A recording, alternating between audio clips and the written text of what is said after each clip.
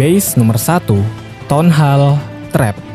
Oke, kita langsung aja ke base yang pertama. Jadi ini adalah tipe base yang pasti kalian sudah lumayan cukup sering melihatnya, tapi jujur nggak pernah bosen buat dibahas, yaitu base jebakan TH. Nah, jadi sekilas tonhalnya itu sengaja kita taruh di pinggir, kayak bilang ke lawan, nih ambil aja 1 bintang gratis. Tapi inget guys, di COC itu nggak pernah ada yang benar-benar gratis. Jadi begitu lawan terpancing dan berpikir ini adalah jalan pintas buat menang, disitulah strategi dimulai. Konsepnya simple tapi cukup mematikan. Kita tumpuk semua jenis jebakan di area TH. Jadi begitu pasukan lawan turun, duar ya kan, formasi mereka langsung hancur total. Bahkan sebelum serangannya benar-benar dimulai. Jadi pas mereka masuk ke zona berbahaya ini, pasukannya bakal banyak yang mati. Dan pertahanan kita yang berada di sisi berlawanan ini tinggal beresin sisa-sisa dari pasukan lawan yang masih mencoba untuk bertahan. Jadi intinya buat kalian yang suka mengontrol emosi lawan dan pengen bikin mereka kena mental di awal serangan, base ini adalah jawaban yang paling pas. Dan oh ya, untuk isi bantuan klan kastilnya, kalian bisa isi dengan ini. Base nomor 2, asimetris base.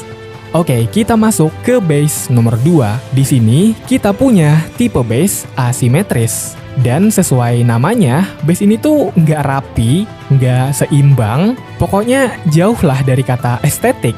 Tapi justru disitulah letak kekuatannya, disitulah letak asiknya. Lawan kalau ketemu base dengan tipe seperti ini biasanya bakal langsung nge-lag otaknya. Mereka bakal bingung, ini masuknya dari mana yang enak? Karena nggak ada sisi yang kelihatan lemah atau pintu masuk yang jelas. Nah, momen ragu itulah yang kita incar dari lawan. Begitu lawan ragu sedikit aja pas nurunin pasukan pembuka, biasanya funneling mereka bakal langsung berantakan. Pasukan yang harusnya masuk ke tengah malah belok-belok nggak jelas. Ya kayak anggaran yang disalurkan pemerintahan suatu negara lah gitu. Kan sama tuh nggak jelasnya.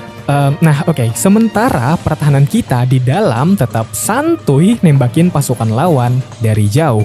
Jadi singkatnya, base asimetris ini tugasnya cuma satu, bikin otak lawan bekerja 2 kali lebih keras sampai strateginya buyar sendiri. Nah, untuk isi bantuan klan kastilnya, kalian bisa isi dengan ini. Base nomor 3, ring base. Lanjut lagi kita ke tipe ring base alias base cincin. Nah, jadi tipe base ini kelihatannya simple banget. Tapi kalau kalian paham cara kerjanya, tipe base ini tuh salah satu yang paling bikin lawan frustasi pada saat menyerang. Ya termasuk gua juga sih, kadang tuh paling benci kalau ketemu ring base. Jadi inti dari ring base adalah menjaga area tengah sekuat mungkin dan seketat mungkin. Ya ibaratnya tuh kayak lagi menjaga harta hasil korupsi lah ya. Semua bangunan krusial termasuk tonhal itu ditaruh di lapisan paling dalam. Sedangkan di lapisan luar kita kasih bangunan yang fungsinya cuma satu, buat pengalihan isu. Jadi salah satu yang bikin ring base ini kuat adalah cara dia menjebak rute pasukan lawan. Pasukan tipe spam kayak naga atau juga witch mungkin biasanya bakal cuma muter-muter di area luar doang. Karena memang target terdekatnya kita taruh di sana semua. Nah jadi selama mereka asik muter-muter di luar, pertahanan kita punya cukup banyak waktu buat ngabisin mereka satu persatu. Intinya, kalau mereka nggak punya rencana matang buat nembus ke tengah, ya udah, tonhal kalian bakalan aman sentosa, nggak kesentuh sama sekali. Jadi sekali lagi, kalau kalian nyari base yang kuat buat nahan 1 bintang, ring base adalah pilihan paling teratas. Dan untuk isi bantuan klan kastilnya, kalian bisa isi dengan ini. Base nomor 4, simetris base.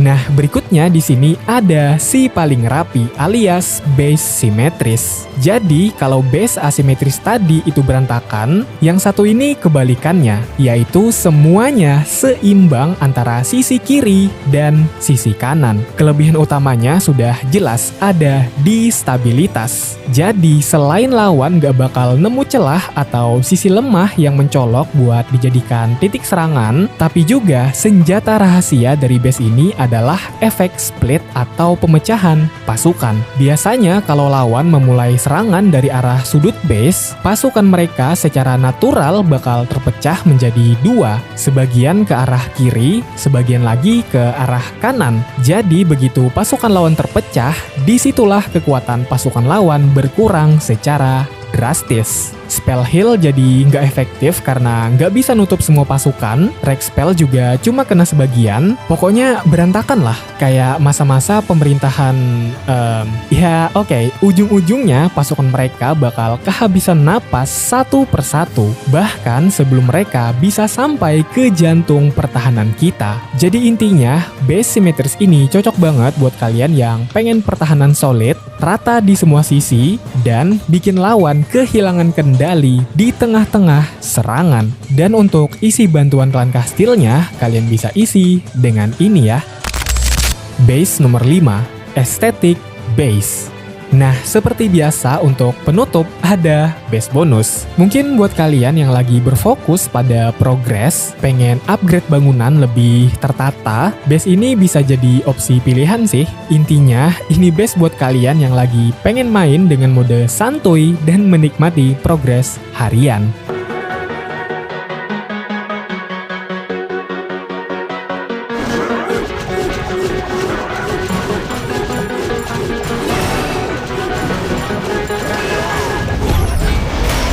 Looking for a way out.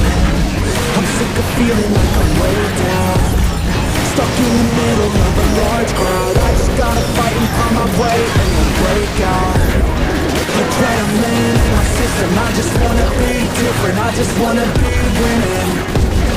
I've had this fight since the beginning. Got a mind with no limits, but sometimes I forget it. Look at myself in the mirror. I just wanna see it clear. I